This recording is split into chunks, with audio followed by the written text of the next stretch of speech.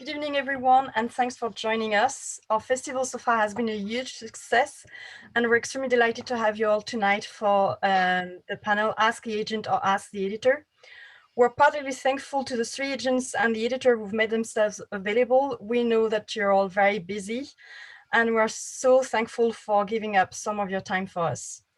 My co-host tonight is a writer from Armagh who's been working on her first novel. She had a home alone moment when she was a child, when she was left behind at a sports stadium in Dublin. She has never trusted doing a head count ever since. Please welcome Rachel Tonner. Hello, everyone. Thank you. Yes, Home Alone always triggers me now. So our host tonight, who without her this event would not have been possible, is a writer from France who decided to switch languages after a writer's block. She is currently working on her first two novels, and she has a knack for using words in her writing that she can't pronounce. Good thing, no pressure that she's not reading her work tonight. Please welcome Celine Holmes. And thank you, Celine, for all your hard work on this. So I'd like to introduce our first panelist. Our first panelist is commissioning editor for No Alibis Press in Belfast.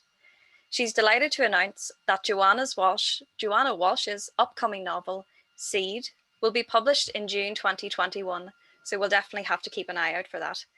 Please welcome Emma Warnock. Hi, Emma. Our second panelist tonight is a Northern Irish woman who's made London her home and is now a literary agent at the Feldstein Agency. Give a warm welcome to Nicola Barr. Hi, Nicola. Brilliant. And our third panelist is a literary agent from the Feldstein Literary Agency based in Bangor, Northern Ireland. As a 9-year-old, she played Gretel, the youngest child from the Vaughan Trapp family in her local operatic society's production of The Sound of Music. She is owned by a 14-year-old cat called Finn, who is named after you're owned, absolutely, named after the Law and Order SVU character Finn, who is played by Ice-T, which I didn't know. But he's also named after the legendary Irish giant Finn McCool. Please welcome Susan Feldstein. And of course, panelist is literary agent from MMB Creative in London, originally from Dublin. Our panelist worked as in a fairy shop in San Francisco in a previous life, and she wishes she lived in a musical, don't we all, especially at a time like this. Please welcome Sallyanne Sweeney. Hi, Sallyanne. Okay, so we'll start with our first question tonight for agents and editor. So the first question that really popped in my head when I was preparing that is, what is the state of the book industry at the moment? What is it like? Because I remember last year, our biggest concern was Brexit and what it would mean for writers in terms of not just selling rights to Europe, but also printing and everything. But now, 1 year on, there is a pandemic that we didn't really nobody could have anticipated that. So how is these two, how is this affecting the market? And I know, for instance, in France, there has been a surge in people sending submissions to publishers. And I was wondering if you had noticed as well a similar trend. And so what are your thoughts on the market at the moment? Suzanne, would you like to? Yes, well, obviously, it's just been a completely, don't want to say exceptional year, but I mean, it's something that nobody could ever have anticipated in any industry. So it's had a huge impact on the publishing industry. I mean, from things like Bertram's, one of the main distributors of books in the UK, for them going bust. So people losing that, wholesaler. And so obviously things like that, books which were published, programmed for publication during 2020, so difficult to launch them. So, and that actually, as a result, a lot of books then have been postponed, but actually the situation is not much better right now. So it's just a lot of major things like that. People having to work from home, warehouse staff having to socially distance or be furloughed. So I mean, it's just had a massive impact, as you can imagine, but not as disastrous as you might think. Yeah, I don't want to say any if anybody else wants to say anything there. I don't know. It was also a big problem in the first lockdown from the perspective of obviously No Alibis Press is the publishing arm of No Alibis Bookshop, and for the bookshop there was a massive problem even just getting hold of books in the first, with the warehouses closing down. Yes. So obviously, even if you think about the whole chain of supply, the whole thing was disrupted in that way, and that has been resolved, but now there are new problems with Brexit and stuff, obviously. But yeah, it's just from that perspective, even in the getting books into people's hands was quite difficult at one point. In terms of independence, it might turn out to be a positive all round. I think the independents have done an amazing job of maintaining their customers and continuing to be able to supply their customers, and it's something that Waterstones haven't really managed to do. So it kind of might redress that balance a little bit. In terms of submissions, I think I look back at the first lockdown and I think two ways. I was just absolute overwhelmed with submissions, and then the second bit of authors, of my own clients being traumatized because their books were going to come out into this strange new landscape. And then what seems to have persisted is people struggling a bit with writing. So that's kind of another thing that's happened as well. Like people who are maybe, a bit more into their careers have been like, I can't write at the minute. Yeah. And it's kind of, trying to maintain your patience with that, because that, of course you can write, you're sitting at home all day, with the anxiety that's happening around all of this. So yeah, who knows how what trends will keep coming out of it. At the beginning, everyone was saying we wanted cheerful stories, not pandemic stories. I think people have been reading more. I've been reading more for pleasure than I have done for years. Me too. And finding books I really want to read and finding it what I want to do rather than watch TV, which is for the first time for the first time in years. And I think actually, compared to some of the creative industries that were properly shut down by this, for the first time ever, publishing is actually kind of in quite good stead because of the logistics of how you write and how you make work and create work. It's really had a big impact as well on the events being more international. For somebody like for a press based or a bookshop or based in Northern Ireland, that can make a huge difference. Absolutely. Yeah. And being able to do this kind of event with everything being online, so it doesn't matter where you are, where you're located. Yeah. Obviously, well, in Northern Ireland, particularly in the north, Eason's bookshops have completely closed. Yeah. So for brilliant bookshops like independents like No Alibis, this could be a complete godsend, which is great. Because there's so few physical outlets. Even once this is all lockdown is over, it's like getting your books to customers. So I think it's a brilliant opportunity, obviously, for you guys. Mm-hmm. It's positive. Yeah, but at the same time, I always sort of feel like, Eason sold very different books than we would sell. So it's sort of like, everything before everybody it sort of worked. There was like a little ecosystem. We would send people down to, they probably didn't send people up to us, but I don't know, like there was a different kind there was a different kind of interest or something. So I don't know, each loss of a bookshop feels really it does. But I think it's a very good opportunity to do things a bit differently, long term even. Absolutely, there are definitely opportunities. I've definitely noticed that, and like for us as the press, we had to postpone publication of.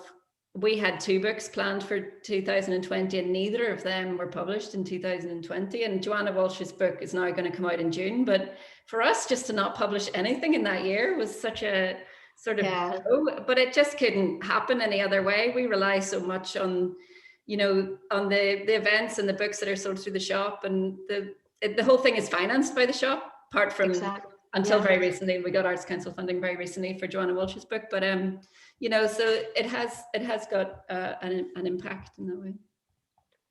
What about you, Sallyanne? What have you noticed in terms of change? Have you had more submissions? Have you found that the industry was different? Yeah, well, I'm feeling guilty because I've never read less. So, but I think, I mean, everyone has different things they're dealing with at home. So, I mean, one of my authors wrote 3 books last year, and I've got loads of others that are really struggling. I mean, I think that it's been, the good thing about lockdown 3 or whatever we're in, I think, is that we're all kind of used to it now. And actually things are working really well, working remotely. And I think there's been some kind of real positives, and publishers in the UK have kind of, I think, there's probably other things, you know, other factors leading to it, but there's been lots of regional offices setting up, and I think it's been nice to see how well things can work without everyone being in kind of a central London office altogether. But I think it's been hard for, I mean, and, you know, publishers have done better than, and I think as an agency, I think I think agents are still selling books and publishers are still buying. I think it's been really tough.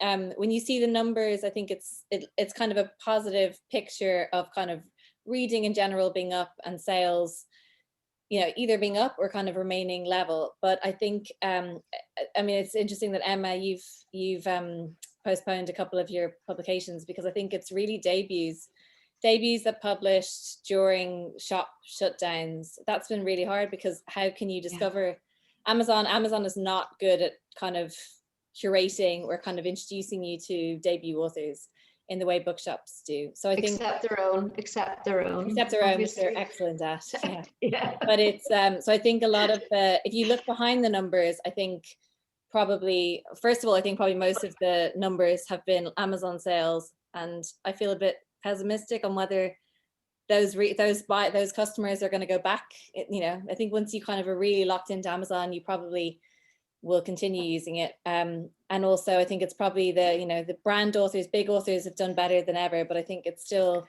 debuts. I think really, I mean, but I think on the upside, we kind of all really miss bookshops, and hopefully there'll be a real resurgence once they open again.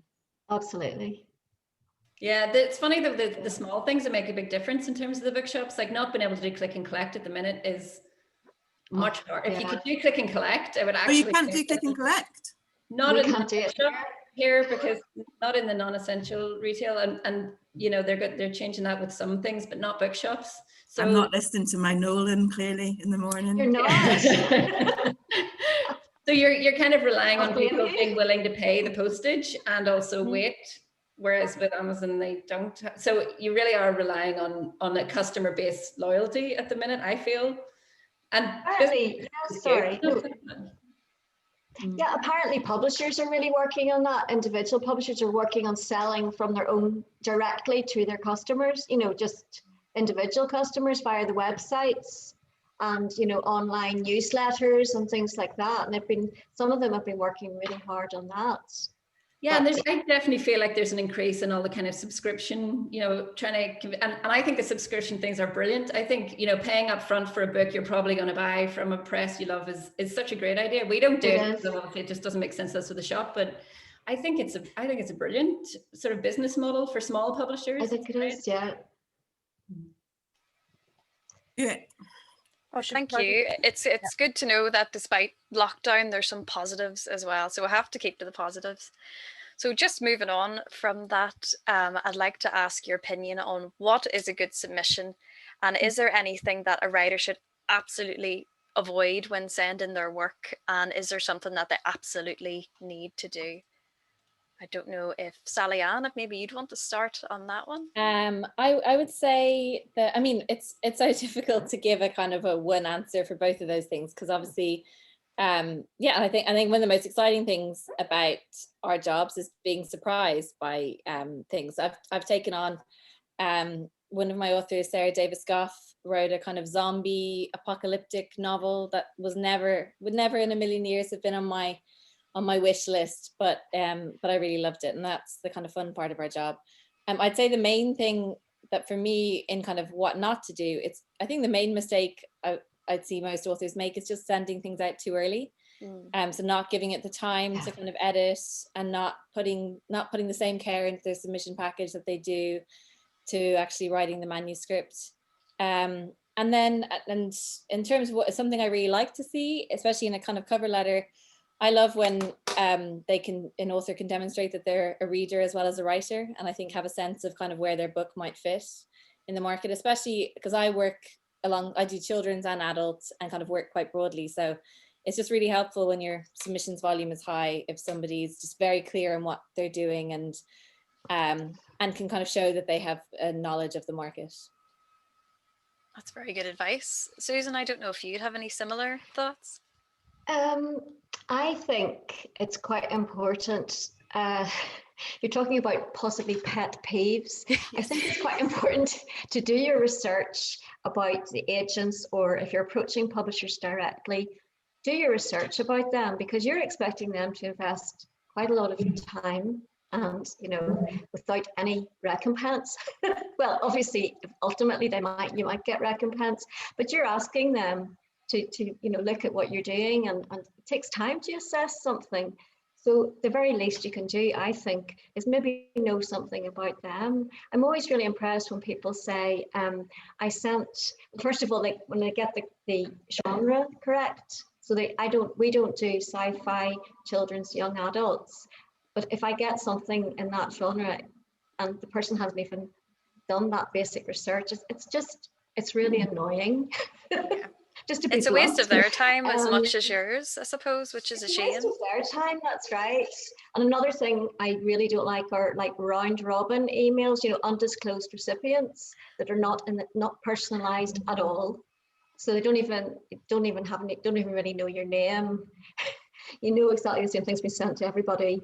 Because again, that's a lack of research, and there's no it needs to be reciprocal a little bit in this industry. Do you know what I mean? You're asking somebody to invest some time in what you've done, so maybe you can show that you're sort of vaguely interested in them. So I better shut up about that now. No. Oh, we're all writing this down now. Don't. Just me? No, I think it makes good sense. And Nicola, I don't know if you've any pet peeves. Robin is pretty much agreed that people delete them. Yeah. And and it's almost pretty much universally agreed that it's men that do it, not women. It's just I just will delete it. I won't even do it, and I don't even mind that pet peeves, like people making a mistake and putting no, I don't mind as much. They sent to the previous man. I don't really mind that, because to tell you what, I've done it myself when I'm submitting things. I don't. So it's not that. It's not making a mistake or anything that I really hate. It's just, but don't do the round robin. But I think overall, I always think about this tweet I saw somebody saying, I was convinced that I knew how to write like a normal person until I tried to write a query letter. And I have huge sympathy for it, because it is weird and awkward and false and performative, and all the things that you aren't being in your writing. But I think what I do relax and respond to is if someone is feeling a bit relaxed themselves in a letter and feeling a bit authentic and not forcing it too much. Again, I think one of my complete that I really do like is what Sallyanne said, and it doesn't have to be even like you're completely you've got the comparison completely correct, but as long as I can see evidence that you are reading in the area, roughly the area that you're writing in, I respond really well to that. Emma, I don't know if you have any thoughts on that. Yeah, I was just this is really kind of echoing what people have said, but especially echoing probably what Susan has said in terms of getting to know people, or getting to know what people are, like get to know, look at the back catalogue. If you've written a book and you're not sure where it fits, look at who has, not like, is there a book that is sort of similar and who has published that? And I heard like Ronan Hessian talk about that's how he decided to submit his book to Blue Moose Books. And that was the first place that he submitted to, and they loved his book because Leonard and Hungry Paul, it just fit their kind of it's not in any way copying any of the books. It is a completely original book, but it just sort of fits the kind of personality of the publisher or something. And I think especially with independent presses where they're only publishing a few books, you know, that's a really good way to try and find a place for your thing. The other thing I would say with covering letters or anything in the submission pack, don't like bury the good stuff in loads and loads of detail. If you have a few points that are kind of like the thing that you really should be drawing attention to, just let those sort of shine through and don't bombard that with loads of material, because the important stuff can get lost, if you know what I mean. Yeah. And be confident. Yeah. Like, not Yeah. too... It's a fine line. Don't write dear sirs. Oh. Not to me. That's a big no-no. And I don't know if any of you would want to comment a little bit on your submission guidelines, because I know for some places you'll send a synopsis and a few chapters. And I think for Susan, it's just a synopsis as such that you accept, is that right? And you know something, I double checked that with Paul, my partner in the agency, because he, yeah, he deals with he sort of gets all the synopsis. I'm sorry, he gets everything comes into him from submissions, and then he does a kind of a triage. Now, one, I suppose the principal reason we do that is because we're such a small agency. There's only the two of us, and it's partly a time-saving thing. So we can then distinguish very, very quickly just from a synopsis whether it's in the right area, because as I was saying before, a lot of people it won't be what we do at all. So that then what else? I'm trying to think what else he said here. Yeah, it gives you a really good sense. You see, I work a lot with I work mainly with nonfiction, and Paul works with fiction. So for me, with nonfiction, the synopsis gives you a lot of information without you going any further. But I should say, I'm also very much aware that it's very difficult to write a synopsis of your own work. And it's a completely different skill set. And therefore, I'm not put off if a synopsis is maybe not the most brilliant thing I've read. Do you know what I mean? Because I think I myself have to write synopses then for our projects to publishers, and I just know how tricky it is, and I'm at one remove from it. It's not my work that I'm so close to, so I am very aware of that. That's probably because we're such a small agency that we do that. I would say Nicola and Sallyanne and Emma, you probably asked for sample chapters immediately. Yeah, well, we asked for the full manuscript. Manuscripts, yeah. That saves time too in another way. Yeah. Yeah, we just would never commission something that wasn't complete, and it just makes more sense for us to Is it fiction really that you're? I should know that it's all fiction. Yeah, because I think that's maybe the divide as well, because I do a lot of nonfiction, so yeah, I can understand. You need to know the whole thing's written for fiction. Yeah. I think as well, when we publish so few books as well, that it's kind of, we're not, we're going to choose the one that's there rather than the one that's sort of started in somebody's head. Yes. It's just the way it would work for us. But I was just going to add that, we have a kind of a slightly convoluted submissions process where we ask kind of lots of questions. It's almost like an author questionnaire, and we've been finding it really helpful for weeding out those kind of round robin submissions, and for kind of getting authors to be kind of thoughtful about some of the, making sure they are thinking about the pitch and positioning and things. But it's I have a lot of sympathy for every agency has or publisher has slightly different requirements. But the very first thing you can do to kind of put yourself ahead is just as annoying as it is, just give them what they ask for. Yeah. Because that's there's a reason that we've all asked for it the way we have, and that's the kind of simplest thing you can do. Absolutely. All right, Celine, would you like to take the stage? Sorry, I just had to unmute myself there. Yes, so I think we might have covered it a little bit, but maybe if you can maybe get to more details in what you're looking for. I know we have mostly, well, we have fiction writers and also non-fiction writers in our, and beyond. So what are you looking for really in the submissions? When you open up an email, what do you expect? What are you hoping to find?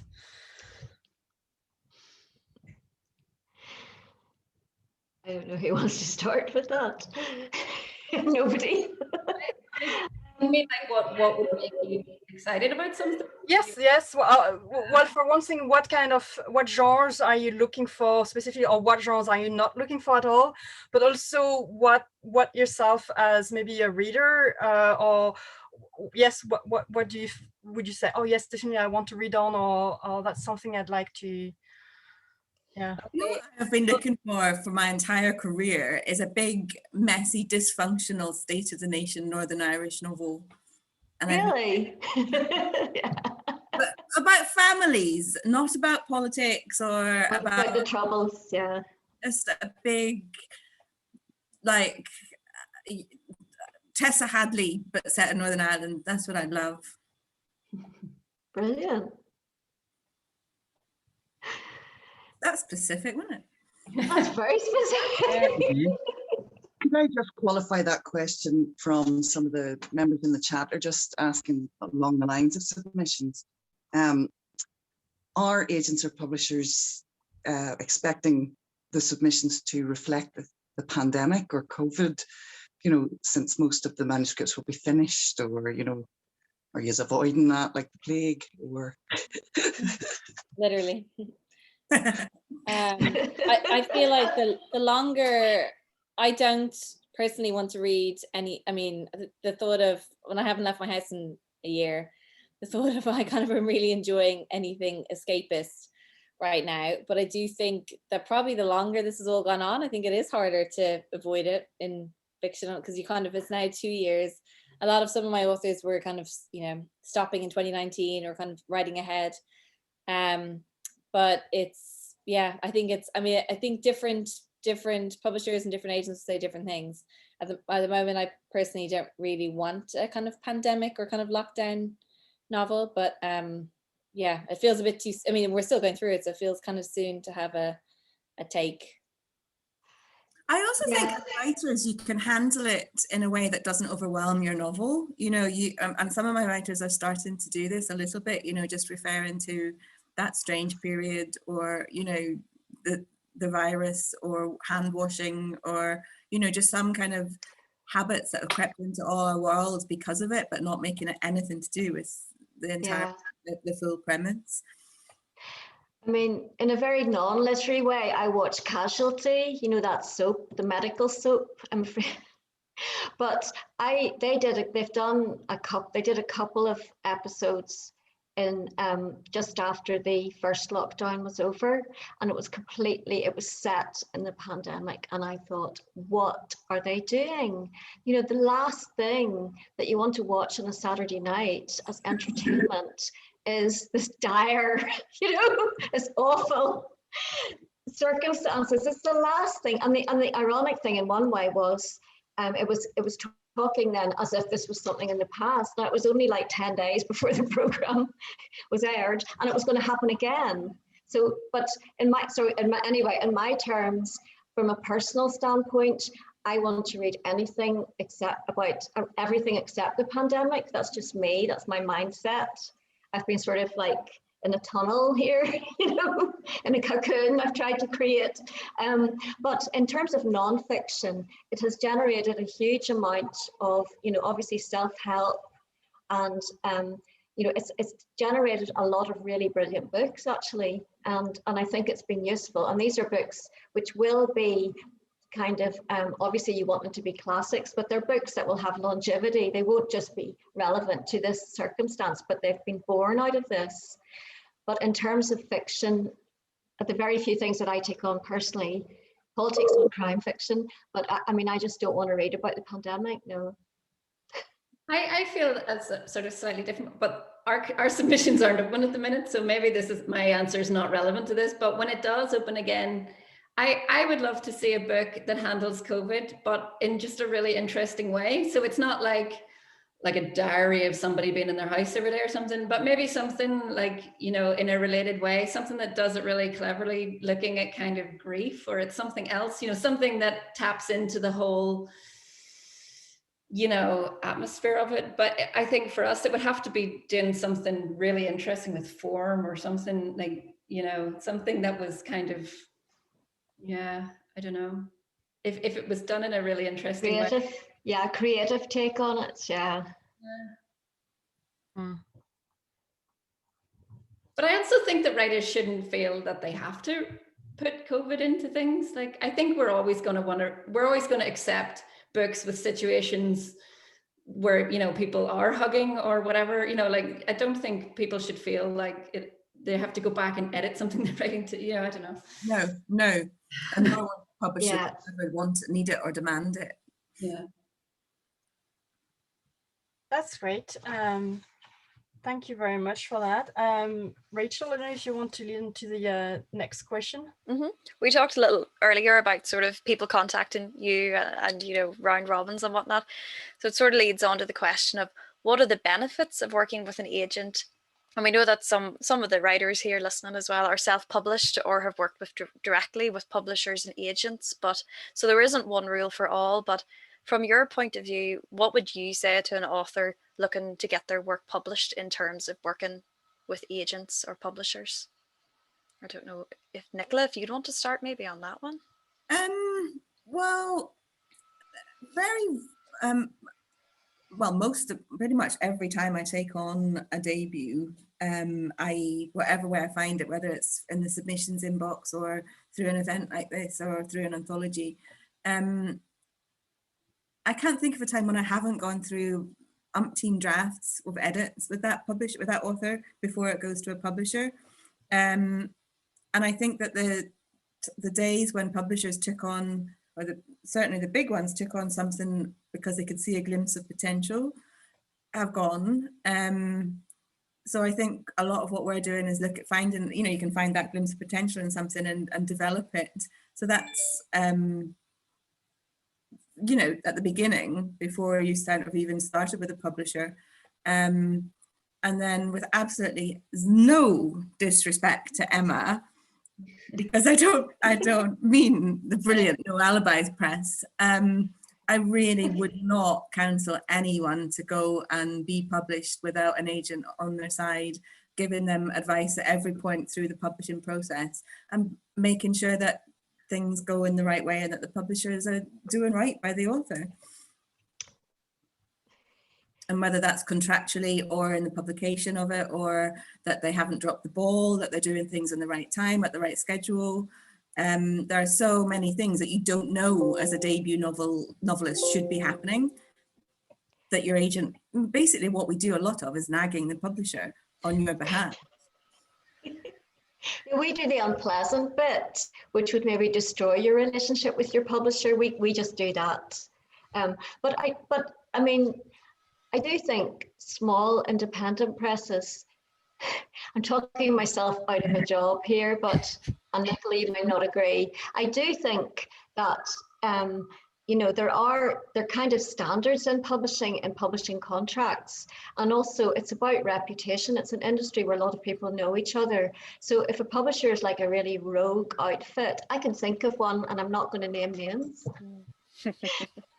But, you know, it'll be known in the industry. And so what you could do, if you are not able to get an agent on board and you want to approach publishers directly, which is mainly none of the big publishers will accept, very few of them will accept direct submissions, but there are some in Ireland who will. You could ask someone for some publishing consultancy to look at your contract, just as a one-off, to look at your publishing contract and let you know if it looks all right.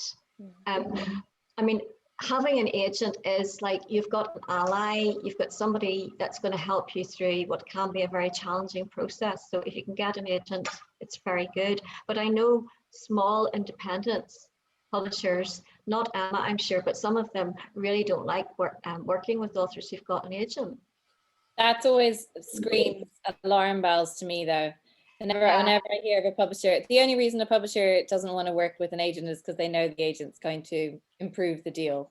You know, there's no reason, because I think agents can be hugely valuable. I mean, I think when the author publisher agent relationship works really well, you know, we have ideas that we can give to publicity, marketing, and I think that, you know, often the best publications is when everyone's working really well together.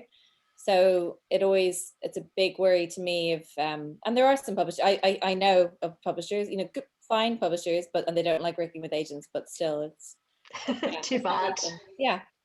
And I think we love getting, we work obviously a direct, we're very small and take direct submissions from authors, but we love getting stuff from agents too, you know, because exactly as Nicola said, like there's so much work has been done on something before it comes in, and obviously that agent is only sending it to us because they think it's a good fit for what No Alibis is like looking for. So automatically it's kind of like of interest to us if an agent that we have a personal relationship with is, or that we have spoken to before, whatever is sending it. That's really important. And also a lot of the authors that we work that we have published, I say a lot of, we've only published 5 books, or we're only publishing our 5th book, but most of them have agents, but we were very often dealing with the author, and then they would go and show the country, whatever. David deals with a lot of the financial side, but it's never been something that has, you know, been a problem for us or anything, I don't know. And I definitely think if people can get an agent, definitely you should. There's no way there's no way we would ever look at something, somebody having an agent as being a reason not to be interested in whatever. Yeah, there's absolutely no way. I guess it's partly just saying that to sort of not close down some avenues for people, because it is quite hard to get an agent these days. In fact, a lot of people say it's as difficult to get an agent as it is to get a publisher. That's all, you know. And and in Ireland, you can, some of the Dublin publishers, you can go directly to them. But you know, that's our commercially most successful novel was like so far has been The Lamisters, which Declan's agent didn't want anything to do with. Gosh. Because it was so optimal and it was so different from what he normally did. So like, and the agent, so his agent was really happy for him to come directly to us. And so did he approached you just himself then? Yeah. And then his agent, yeah. And the agent was his agent, sorry, I'm not really sure, but he was happy for us to publish the novel and was happy not to be involved in that. And is happy to be involved in Declan's other work, because a lot of the books we publish are quite different from what the author maybe, like Ian Sansom's book was a kind of a little bit of a, you know, yeah, normal thing. So I mean, so it can, it's not like, I don't know, there's absolutely no disadvantage to having an agent is what I'm trying to say is, you know.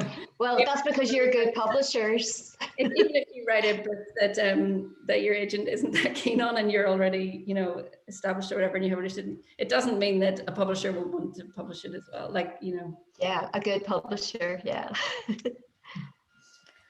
I think one of you mentioned debut authors. Is that something that you are currently interested in? I'm sure the audience would be keen to hear if that's the case. Absolutely, always. Brilliant. You never stop being interested in debuts. I mean, if you're open to submissions and you aren't 100% overwhelmed because you're getting so many submissions that you have to close to submissions, which we sometimes have to do, to be fair, so that we can respond properly. But absolutely, always. I mean, the day you stop being interested in reading debuts is, you know, just have to shut up shop. Yeah. Would that be the same for you, Emma and Sallyanne? And Emma, did you say your submissions are closed at the moment? Is that right? Just because of the circumstances Yeah. of the shop being closed, we have commissioned a book which we were in discussion with before pandemic, and that's all we can do at the minute until the shop opens again. We're sort of restricted. So I suppose the main thing is to check submission guidelines and just keep on top of when things open again for people. We'll open as soon as we can, definitely. Yeah. Brilliant. Well, Celine, I'm happy to pass back to you if you're happy enough. Yes, sure. So we're moving on to our final question before we open questions to the floor. So the final question is a bit different because it's really linked to the theme of our festival this week, and it's about women's writing. And this is all the discussions we've been having and the videos we've been publishing on our page. And it's always been a struggle for women to get their voices heard. Not that they didn't have a voice, but just to get it heard and to get their work published.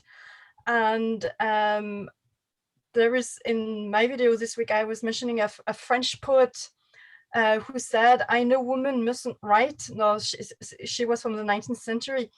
And women often have had to disguise their sex, and not just in the 19th century, even quite more recently. We have quite a few examples about that. And sometimes when they do get published, it happens that they do get forgotten, because it's not acceptable, for instance, that a woman can be a great poet as well. And they can also get the voices stolen by people who say, well, that writer, I'm going to take a poem and make it into a song. So it's really that we've always really had to fight to get our voices heard and our work published. So, and there is this idea as well, I heard last year, the fact that sometimes women lack the confidence. So I was wondering, what is the industry like in that regard? Have you found that there has been more difficulty for women to publish or even to submit their work? There's quite a lot of things. Has the movement, even Me Too, has changed anything? Or so we'd be quite interested to hear your take on this, and as well why women's writing matters. So I don't know who would like to have a go first. It feels like a whole thesis. I mean, it's. I would just say I think it's a good time to be a woman writer, and I think there's there's prizes like the Women's Prize for Fiction. There's kind of specific prizes to kind of showcase writing by women. And yeah, I mean, it's not something. I think sometimes the difficulty is kind of can be further down the line, that kind of with a literary novel by a woman versus a literary novel by a man, sometimes they can have slightly different cover treatments or be classed differently. But yeah, I mean, I think I don't think I think every publisher is looking for great writing by women of all ages. So I don't think, from my perspective, it's an obstacle at all. I think it's become such a thing in the industry that men don't read, that actually it's become kind of a boon to be a woman, and it's almost like the reverse has happened at times. I've sort of said sometimes, God, I wish you were a woman, to some of my male authors, because they can then be packaged and sold and marketed and published in a certain way. And sometimes they are. I mean, sometimes the initialing of author names actually is to make a man look female, rather than what might have been the case like a few decades ago. Definitely. I think part of it is maybe, sorry, Nicola. I think part of it is the publishing industry is so female dominated. The people working in public, look, check this out, 79% of people working in the UK and Ireland publishing industry at the moment are white women. So to me, the problem about diversity is not to do with the sex thing, it's to do with racial diversity. I mean, it's all white people working in publishing mainly. And you see that, you go to a book fair. Sorry, I know it's a different subject, but it's very noticeable. So I actually think, like, women, especially commissioning, people who are commissioning books, a lot of them are women.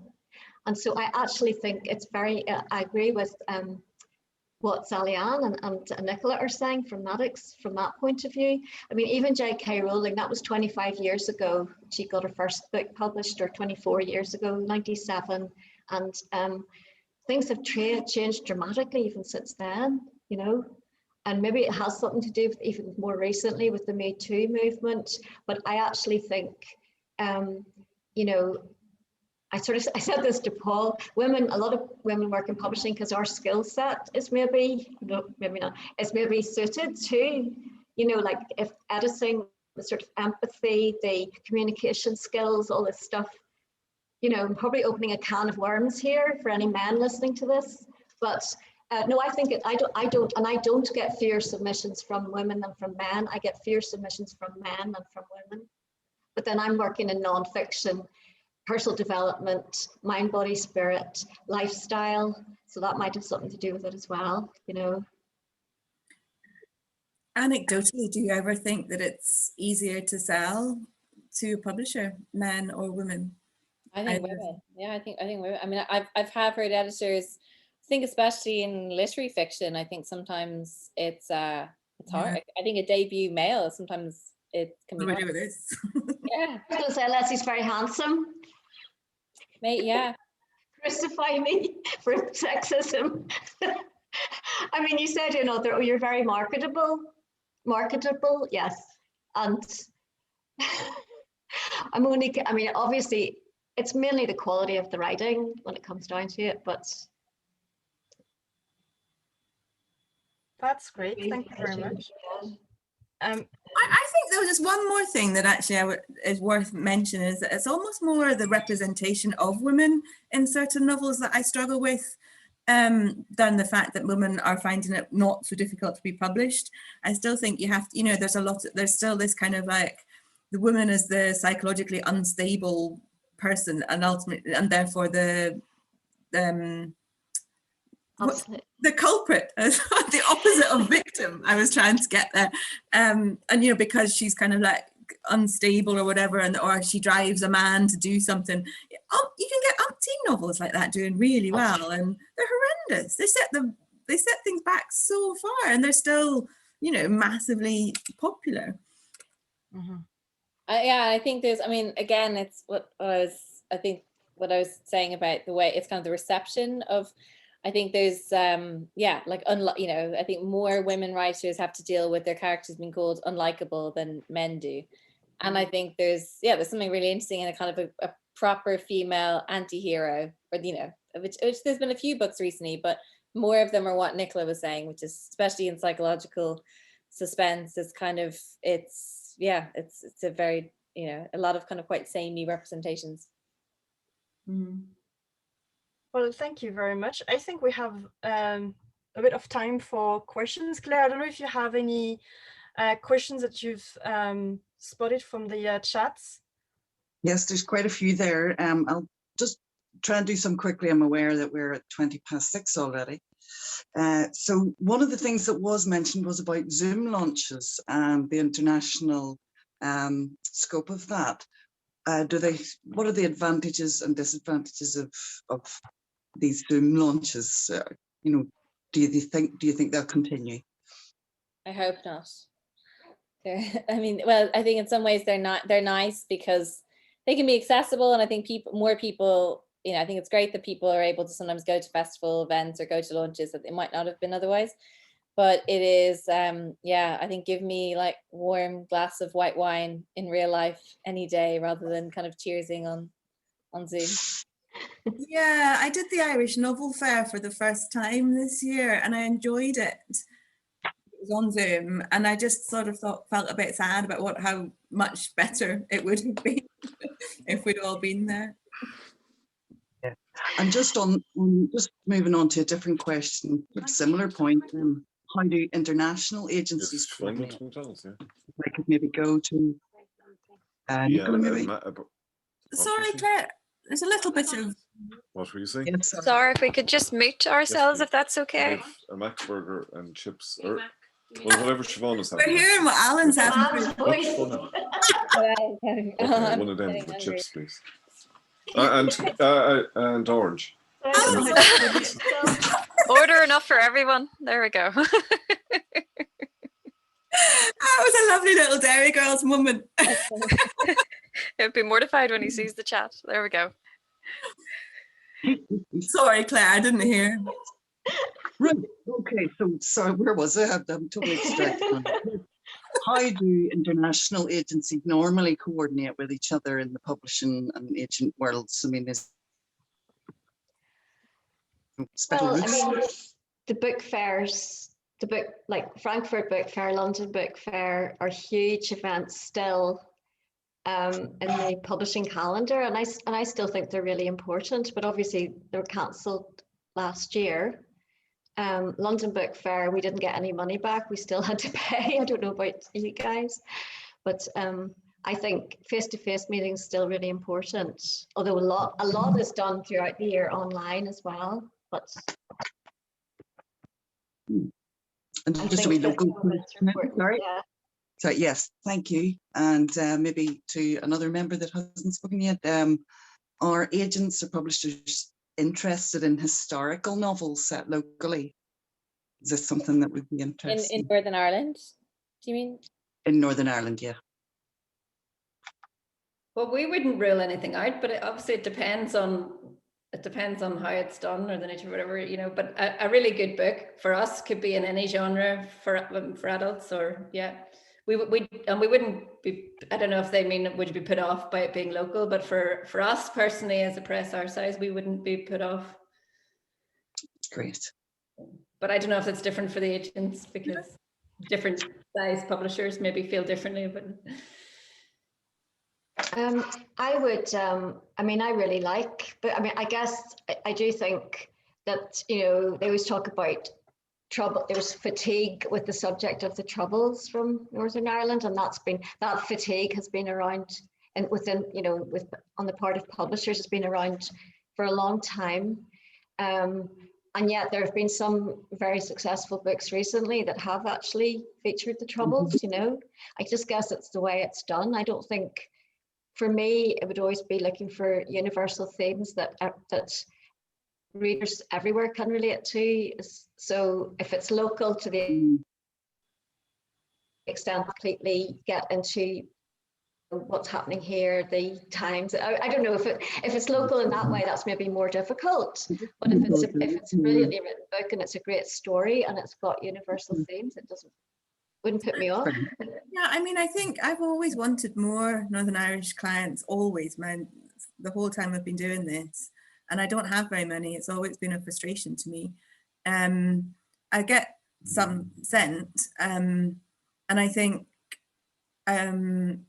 sometimes what is a stumbling block, I think, is that the local, it doesn't do that thing that Susan just very cleverly said. It sort of doesn't, you know, it stays too local without making that a universal feeling as well. And I know that's kind of a subtle differentiation, but it's important. And I think it's a good thing to think about when you're writing, you Northern Irish folk, when you're writing your novel set in Northern Ireland. It's like, yeah, keep it local, keep it specific, keep your local references, but think universal as well. Sounds a bit. Great point. Great point. And try to do it in a new way somehow. Like don't rewrite a book that's already been written. You know, write your own historical trouble Northern Ireland book or whatever, you know. So.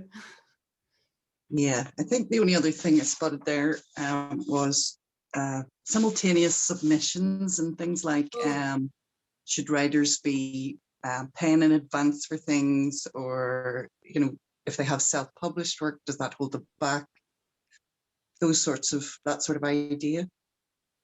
Simultaneous submissions we're absolutely happy with. We wouldn't expect people to, I'd actually rather they weren't waiting for me to get back to them, because it can take a lot longer than I would like. So absolutely simultaneous publications.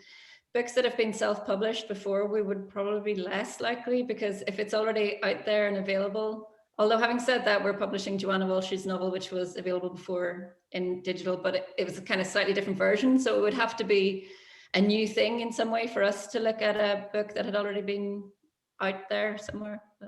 Mm-hmm. Thank you. I think we're coming close to, can I maybe pass back to Rachel or Celine there? Yep, Celine, if you want to do the honors. Well, I don't know if there was like one very last question, or if we maybe could, because I don't know. Yes, you had, this is all the questions you had from the chat. Yes, Claire?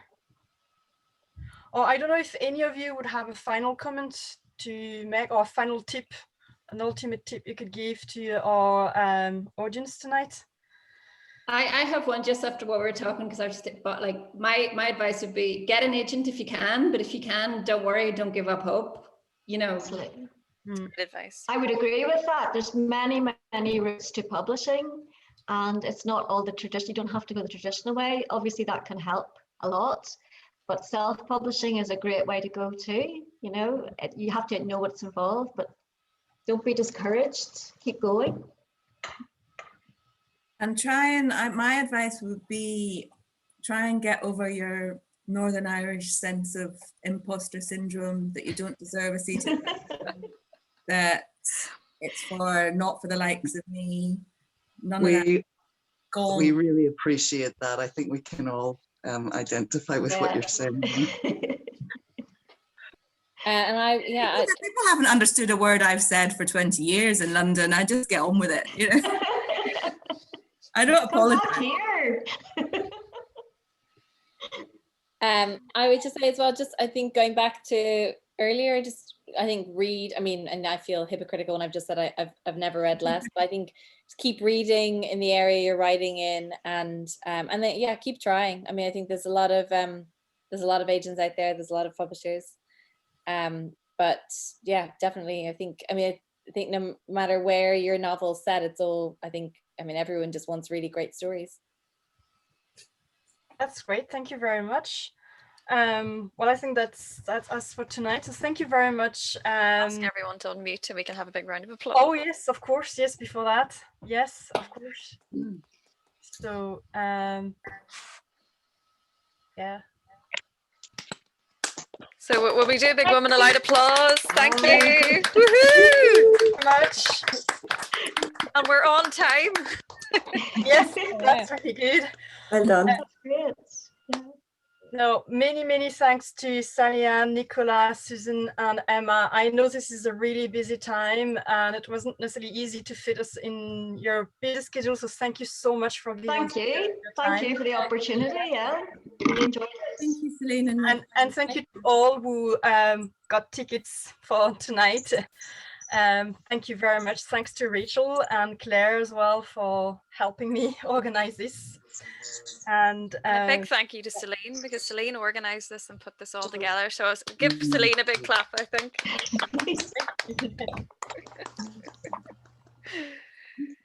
The comments are flying in, all the praise. Oh, brilliant. Oh, very good. The event's recorded, so you can watch it back and get all the wonderful advice. And Celine is putting together a document with the ladies' information and whatnot, and so it'll be up on the website in the next few days. So just keep an eye out for that as well. Good. Great. Thank you very much. Thank you, everyone. We hope you'll attend the event at 7 o'clock, the panel. So we'll jump off soon. Wish you all a good night. Great. Thank you. Bye. Thank you very much. Good night. Bye-bye. Thank you. Bye-bye now. Everyone. Bye-bye. Thank you. Bye. Bye. Bye.